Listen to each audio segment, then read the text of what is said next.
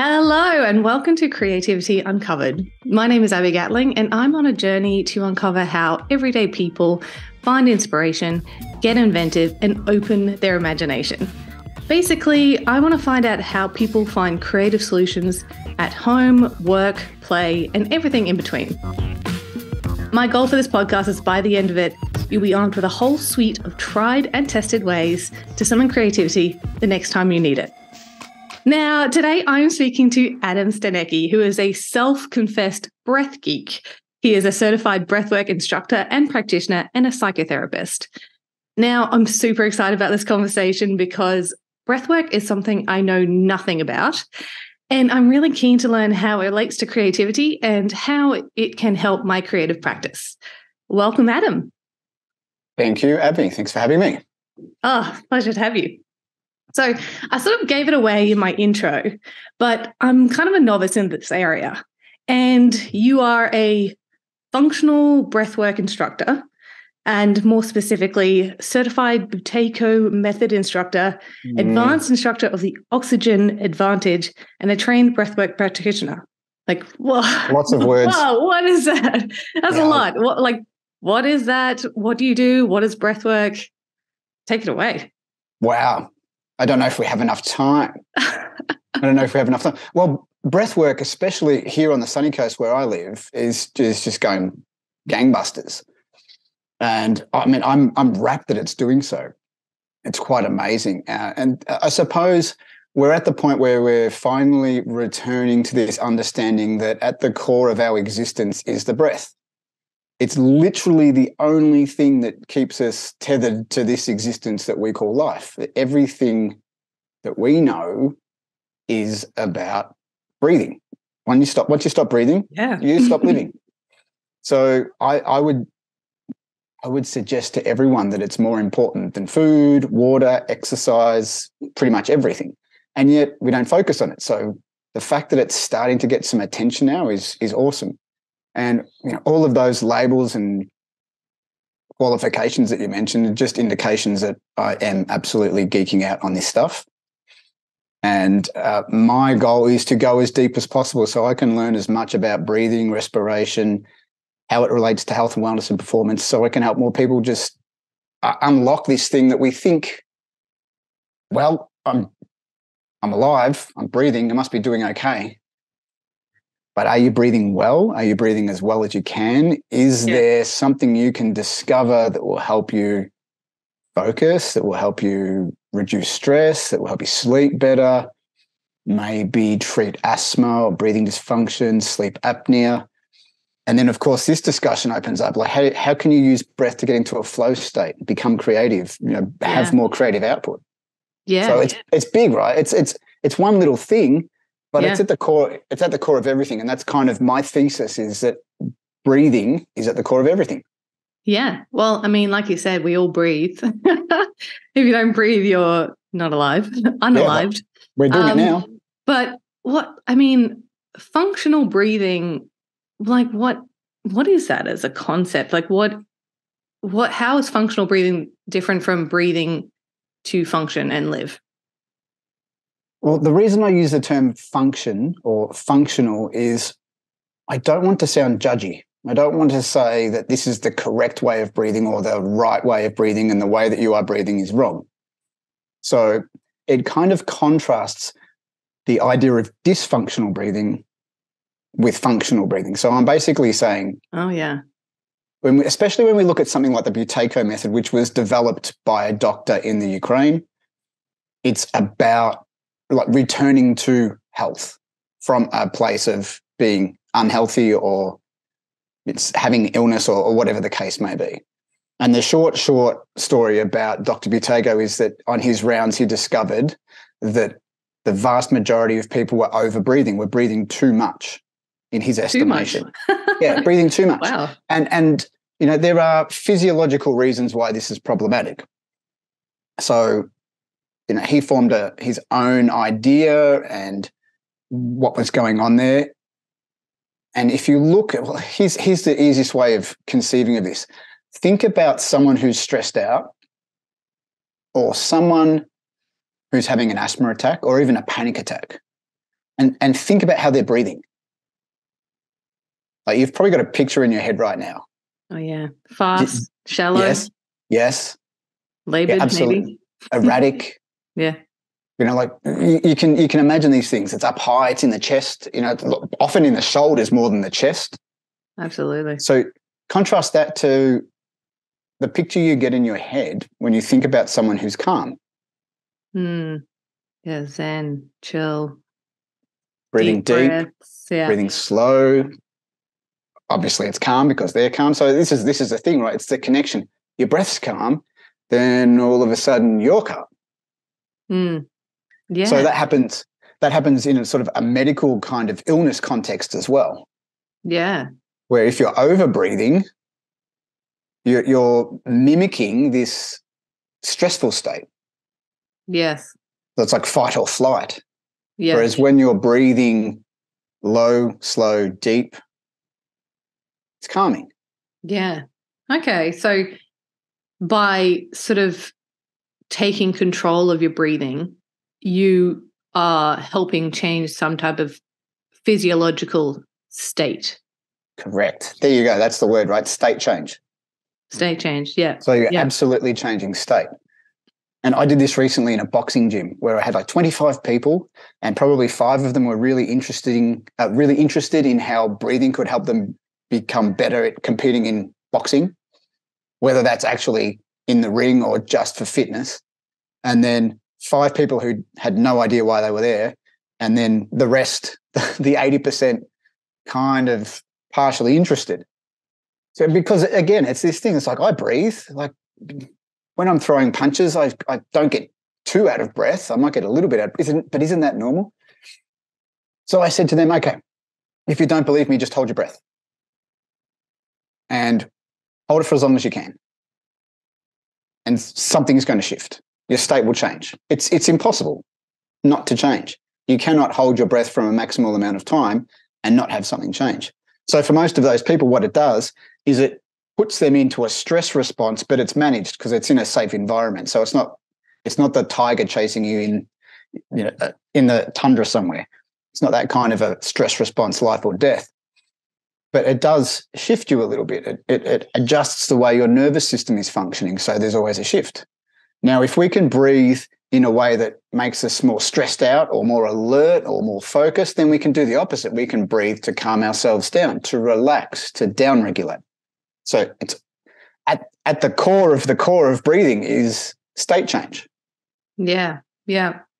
So I guess like the first part would be being aware of your breathing, right? Because when you're breathing, have you studied this stuff? Because you're saying all of the right stuff straight out of the gate. You're telling me that you don't understand it, but you clearly do. I think you're a breath geek. I think I'm just a general geek. I'm just curious. Hence the podcast. Yeah, it's my opportunity to get interesting people in the room and ask them all the questions that I would like to know. Well, what I'm curious about is, I mean, the first part is actually knowing about your breathing and actually being aware of your breathing. And I certainly know that when I get stressed or I'm coming up against a problem that I can't solve or just things are frustrating me, I can tell that I'm getting frustrated or getting on the wrong path because I have a headache, I have jaw ache, I clench my jaw and I'm giving myself this pain. Quite often I'm frowning at a problem. And I'm just like, okay, this is not helping me. I need to stop. So that's me sort of being kind of reflective on this, going, okay, this is where I'm going on the wrong path. But maybe there are signs earlier through my breathing that I could be more aware of. So I'm avoiding having this headache and this tension in my body. Like how can you recognize how does breath give you those little clues? Well, it can, but I think the most important thing is exactly what you said. It's becoming more aware. And so what that requires, and this extends beyond breath, is being more sensitive to what's happening in your body. Because often we don't necessarily twig with what's happening in our mind. Like that kind of happens later because it's like and an organ is trying to assess itself, like the brain's trying to assess the brain. The brain does a better job of working out what the body's doing. So becoming more sensitive to what's happening in the body. And you may well be aware of this. There's been this huge push over, I'd say, the last decade with this concept of mindfulness. Yeah. Which almost became too big. And I think to a certain extent we've forgotten what mindfulness means. But if we strip it back and we take out the spiritual context, which is still wonderful, but let's say we just push that to the side for the moment. Then you've still got the colouring in and all that sort of stuff, right? Well, but you think about the colouring books. The colouring books are brilliant because all they're doing is giving you a point of focus. And so you're aware of the activity that you're doing right now. So if we strip back mindfulness and we just understand that at its core, again, I keep using the word core, but right in the middle there is awareness. Now, so how do you become more aware of what your experience is? You have to practice. So that might just be sitting quietly and doing nothing. We're not even focusing on the breath. I mean, God forbid Adam says don't focus on the breath for a moment. But if you just sit, you'll notice what's happening with your breath. Yeah. You'll notice where you're holding tension in your body. Yeah. And so this gives you the skill set, the sensitivity that when you're working and you tense up, you notice that earlier. Yeah. Yes. Yep. And breath might be one of the things that you could become more sensitive to. Yes. So there'd be a couple of things, like you could become more sensitive to which orifice you're using to breathe. Because as far as I'm concerned, there's like really only in rare circumstances do you need to use your mouth to breathe. It's not designed for breathing. It's like it's like the escape valve or the emergency access unit or something like that. Yeah, wow. We don't need it. Yeah. Assuming the nose is working correctly, which we can get into later, that gets a little bit technical. Yeah, yeah. But if you can determine where you're breathing, because again, if we think about a panicked person, are they breathing through the nose or the mouth? I don't know. Maybe the mouth. You'll know next time. I guarantee you the next time that you see I have to pay attention. They're very rarely breathing through the nose. It's almost panting through the mouth all the time. Yeah, yeah. And that doesn't help with the actual mechanics of breathing. Right. Wow. Because it leads to faster, bigger, higher breathing. Yeah. Yeah. So if you just close your mouth, all of a sudden your breathing becomes more functional. Can't do it while we're talking. It's a bit hard. That's hard to multitask. Yeah. Yeah, it is. Now I'm very aware of how I'm breathing. I'm like, do I breathe through my mouth? I can't remember. I know, this happens to everyone I talk to. All of a sudden, this little light bulb goes off and a switch gets flicked and people are like, but how do I breathe? What's going on? I've never really paid attention to that. And I'm like, okay, my job's done. This is great. Because as you said, the most important thing is becoming aware of how you breathe right now. And then if you need to make a change, and not everybody does need to make a change. Some people breathe like champions straight away. Rare, but it happens. But you have to know where you are right now. It's like anything. If you have a creative goal, if you have a project goal, if you want to travel geographically, you got to know where you are, where you want to go to before you can work out what the path is. Yeah, absolutely. So going back to sort of my stage where I'm like, oh gosh, I got my headache and my jaw sore and I know I need to break the circuit so then I can come back and re-tackle this thing that I'm going through. How I do that normally is I go for a walk, I take my mind off it, I do something else completely unrelated, probably that mindfulness sort of type of thing. But how can you use breathing to overcome these blocks? And how does that work and how can you do it? Such a good question. So number one, we talked about the idea of mindfulness and awareness, and you mentioned colouring books. And the reason colouring books work is they absolutely take your mind off what you were just doing and they give you something to focus on pretty much intently. Because I don't know, if any of your listeners, and maybe you are anything like me, if I get a colouring book, I don't want to go out of the lines. Okay. To do it, I have to concentrate, or else I'm just scribbling on a piece of paper. Yep. So there's some kind of idea of doing it right or doing it well enough, without getting crazy about it. I mean, it's not an exciting or beneficial activity to be doing colouring in a colouring book if you stress out about how well you're doing. Yeah. So, and the adding same to the stress then, I think. This is not helpful at all. Yeah. I've just got something else to stress out about. Yes. So for creatives then, having to perform as a creative day in and day out, trying to summon that creativity is really hard. Like how, and so, I mean, that's in the creative space. Then there's all sorts of other things at work. You might be problem solving, something might be niggling away. Sure. For me recently, DIY in the house, trying to figure out how to do things myself. Yeah. Like how can creatives or people who were just trying to break through a block, what is a simple thing that they could do just to give them that reset? Sure. So this answer will answer both that question and the one before, like what do I do as almost a stop when I need to press pause. Yeah. So much like the colouring book can be a point of focus to take your attention away from whatever it is that's bothering you and give you the ability to reset, the breath can be the same thing. So it can become your focal point. Now, what's additionally wonderful about focusing on the breath is you get the other benefits as well. So instead of just like going for a walk where you change your environment and maybe you get some fresh air and you move your body around, or doing the colouring book or any other number of things that you could do that may be a distraction or may be beneficial, when you focus on the breath, there's three aspects of breathing that become really important. There's the biochemistry of breathing. So when you focus on your breathing, even if I asked you just to pay attention to how you're breathing now while I'm talking, a number of things are going to happen that will adjust your breathing back to a more normal, functional rhythm. Almost invariably, unless your nose is blocked, you'll shut your mouth. So you'll breathe through your nose, which allows you to filter, moisten, warm, sterilize, do all this wonderful stuff with the air that's coming in. And it slows it down as well, which is good. So there's not this big rush of air into your lungs, so you don't get inflammation and irritation. It slows down a little bit when you start thinking about it. It deepens. All these things kind of happen naturally because your body knows how to breathe.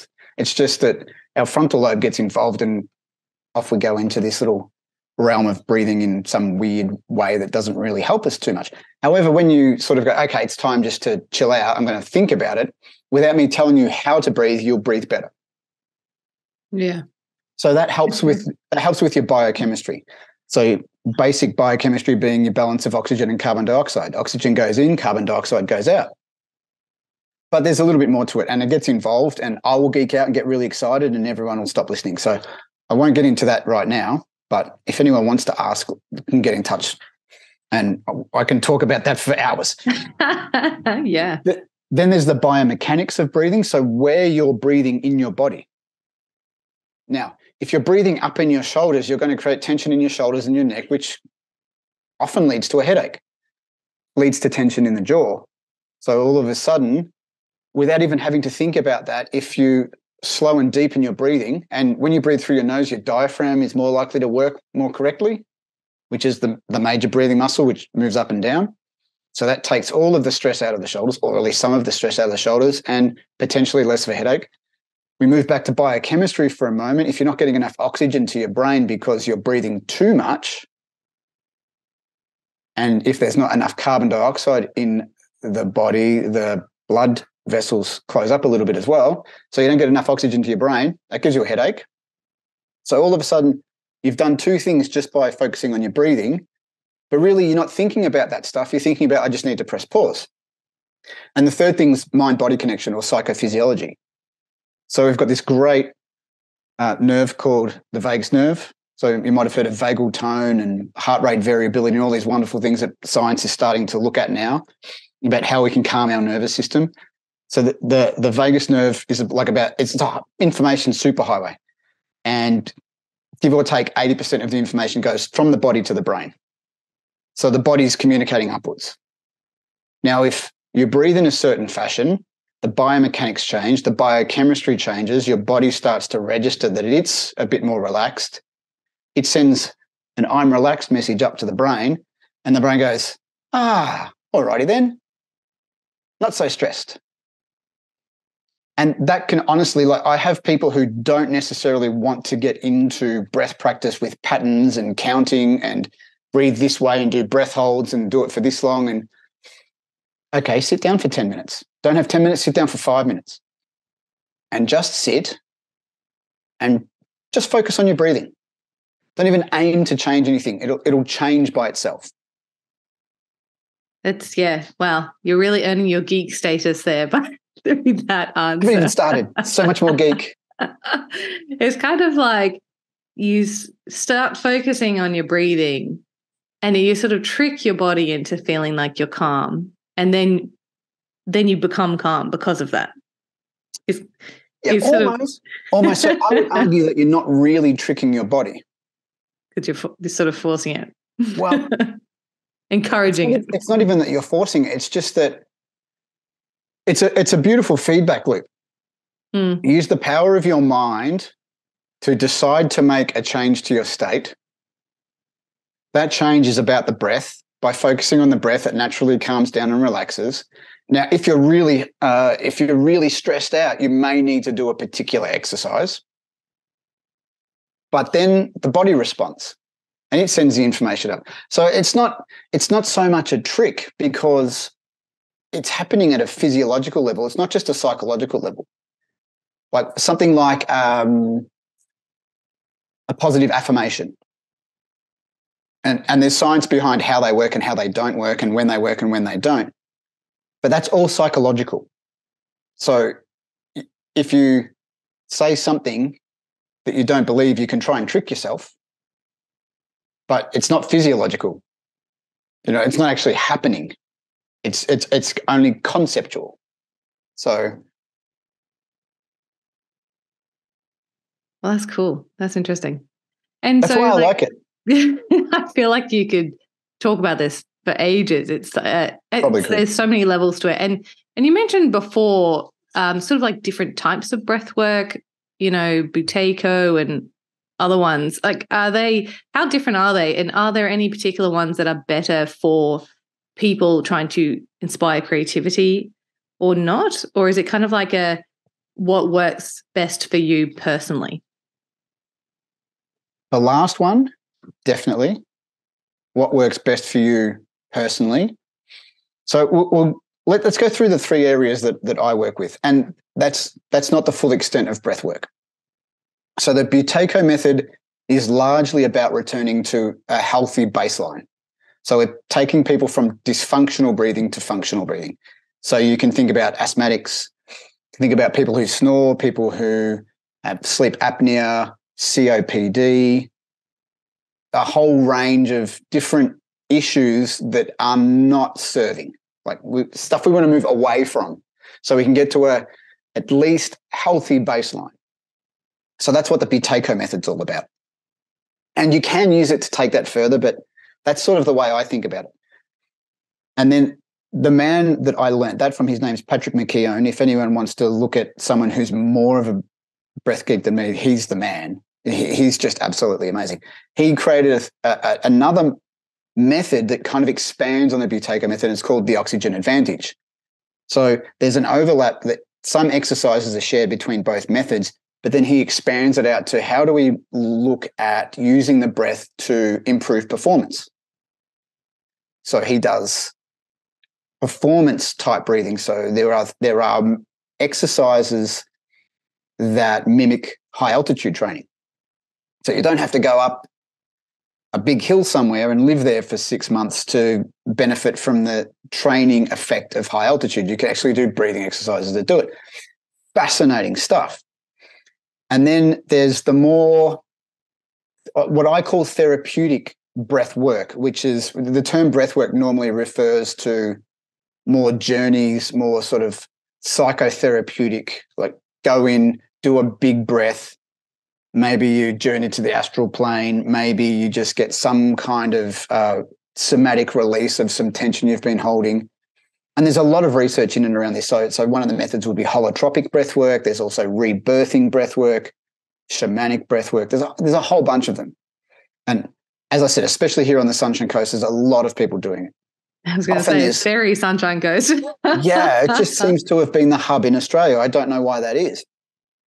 And you get sound healing with it, and things like that will come into it. And it's something that came out of, at least the holotropic model of breathwork came out of the psychedelic revolution of the 60s.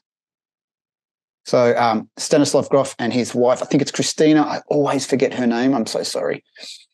They were like in that early kind of nexus of psychedelic research with LSD, with Timothy Leary and Richard Alpert, who became Ram Dass, all of that crew. And then LSD and psychedelic research got canned by the government, but Stan and Christina started to look into how breathing in a certain way could get into a similar state. So now we're back to state change again. So I know that's a kind of a long way of explaining the three different models, and your question was how can creatives use it? So if we go backwards this time, something like holotropic breathwork or a breathwork journey allows you to get into a state that it's almost as if the thinking mind switches off for a little while and you get to the deeper level of consciousness. And for creatives, that's pretty much where the work happens. Like it's not really conscious work. Like art, I would argue art comes from the subconscious. It's things that you've picked up from a long time. When you're in a flow state, you're not really thinking, you're just doing. Absolutely. It's it can be very emotional, I think. Yes. Art is not a lot of art is not super logical. It's about this passion and inner emotion trying to come out. Mm-hmm. Yeah, agreed completely. So that would be one way that someone could use breathing. Then there's also, you could have a look at how can you focus and calm the mind. So that might come out of something like the oxygen advantage or pranayama exercises, or like my favorite sort of calmly focusing exercise is called box breathing, which we can talk about in a moment. That's wonderful. It's a really simple pattern. Apparently, like special forces soldiers use it before missions. And like, the way I think about it is, if the most elite warriors on the planet are using it in life and death situations, like, clearly it works. Well, they wouldn't use it.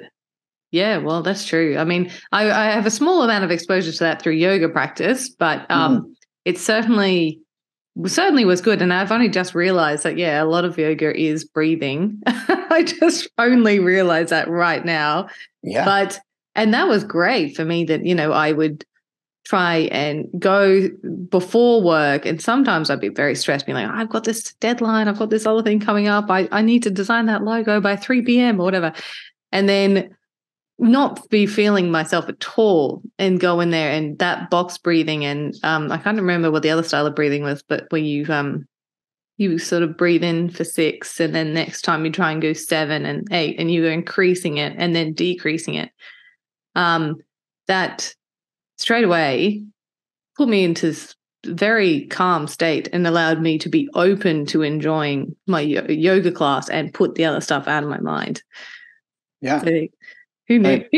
Who knew it was all about breathing, right? Pranayama is absolutely the key of yoga. I think that most modern yoga misses that point completely. It's more interested in the movements and the postures. The reason they exist is sort of secondary to the breathing. You put yourself in these positions and then you have to be able to breathe to relax into the position, or you don't get the benefit of the position, or you don't get the benefit of the movement. And I know of very few practitioners of yoga in Australia that actually have any understanding of how the breath connects it all together. And it's just been missed in transmission. But it's not too hard to come back to it. A pranayama is amazing. Like the amount of different practices within like that library of breathing knowledge, it's just amazing. It's just amazing. And overlaps with all of the stuff that I've studied. Like it completely overlaps. Yeah, absolutely. And I did a little sneaky stalk of you, and so you have a bunch of videos on all this sort of stuff, which was I try not to watch too many so I can ask you as many questions as possible, but definitely going to go check them out after this. Is that the best way for people to get in touch with you or find out more about breathwork, I suppose? Well, if they want to sort of get a broad understanding of how focusing on breath can help and what the different practices are, YouTube, I've got, I don't know, I'm getting close to 200 videos now, and all about breath. So it's just, the channel's just called Breathe with Adam. So they can find that. Yeah, and I'll include that link in all our promo stuff as well. So that's probably the easiest way, just to get some information rather than having to feel like they need to have a conversation with me. And if they want to do that as well, that's fine. I mean, just find me on socials, Breathe with Adam, or you can go to my website. It's just firstname.com, adamstanecki.com. Easy enough to find. Yeah, and even like your YouTube channel and, all the different videos that you're doing, that itself is a very creative practice. How do you come up with the ideas for those, and how do you keep yourself on track with actually, producing these and getting them out there into the world? It's just paying attention most of the time. So the first thing I did was I fed my own geek needs and thought about the things that I wanted to learn about a little bit more and created content on those. So that was sort of scratching my own itch. So I did some deep dive videos. So if anyone goes back to sort of the earlier videos that I put out on that channel, they're sort of 5 to 10 minutes, maybe even longer, talking about concepts in depth. And then I thought the best thing to do would be, after that, would be to create a library of what the exercises actually are. So if someone discovers the Buteyko method and they find the exercise called Breathe Light and they don't know how to do it, all right, I'm just going to put up a quick instructional in 5 minutes. This is what the technique is. Now, clearly there's more to it than that, and when should you use it and how should you use it and when's it best applied and what's it for. But it's there now. And then I was listening to people, like what are people's actual problems? What do they want to solve? So our discussion is, how can you be more creative? So I guarantee you in the next couple of weeks, I'll be like, okay, for creative people, try this breath practice, see how you go, let me know. And that's sort of how the videos come to pass. There's not a lot of creativity in how I film them. Sometimes I just get the camera and I'm like, my phone's got a really nice focus setting on it. And I just press record and I talk a lot of garbage. And then out of 8 minutes, I'll get a 30-second clip. That's all a numbers game then, right? Well, yeah, to a certain extent, yes, because there is just so much information on this. I could make a video every day and never cover out all of the different bits and pieces about breathing that I could think about and that I could share. So, largely for me at the moment, it's connecting what people can get out of breathing with the practice of actually breathing. Because people understand, if you want to get fit, you go to a gym and you exercise more, or you download a workout plan, or you just do a bunch of push-ups and a bunch of sit-ups and go for a run around the block. You do something, you move your body, you eat a little bit better, and your body will respond. But people don't necessarily understand that to get better at breathing, you do actually need to practice. It's not just, I'm stressed at the moment, I'm going to do box breathing for 5 minutes and away you go. That will help in that moment. But what about not getting stressed in the first place? What about you practice in advance? What about you use all of these tools to put you in a calmer state? So your baseline is calmer. You're less likely to get stressed out. And then if you need it, you can use that technique right then and there. But maybe you don't need it anymore because your entire being is calmer and because you're focused on the breath. Because your biochemistry is nice and balanced. Your mechanics are better. You're not as stressed up in the top part of your body. And your mind and body are calm. Your nervous system's calm. Yeah. Build it into your everyday practice and then you won't need it in the emergencies. Hopefully not. Yeah. Oh, wow. That was such an interesting conversation. And I feel like I could ask you 1,000 more questions, but I really appreciate you coming on board today, Adam, and talking to me about that. I'll definitely include in our promos so people can, if they want to find out more, they can contact you with that. And I just want to also say thank you to everyone who has tuned in today for Creativity Uncovered.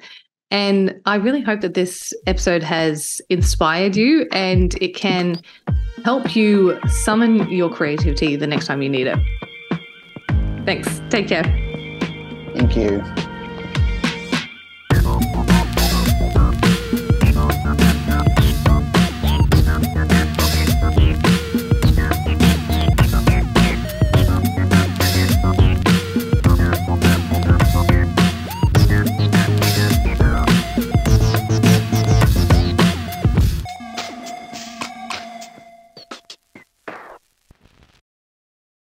If you've made it this far, a huge thank you for your support and tuning into today's episode. Creativity Uncovered has been lovingly recorded on the land of the Cubby Cubby people, and we pay our respect to elders past, present, and emerging. This podcast has been produced by my amazing team here at Crisp Communications, and the music you just heard was composed by James Gatling. If you liked this episode, please do share it around and help us on our mission to unlock more creativity in this world. You can also hit subscribe so you don't miss out on any new episode releases.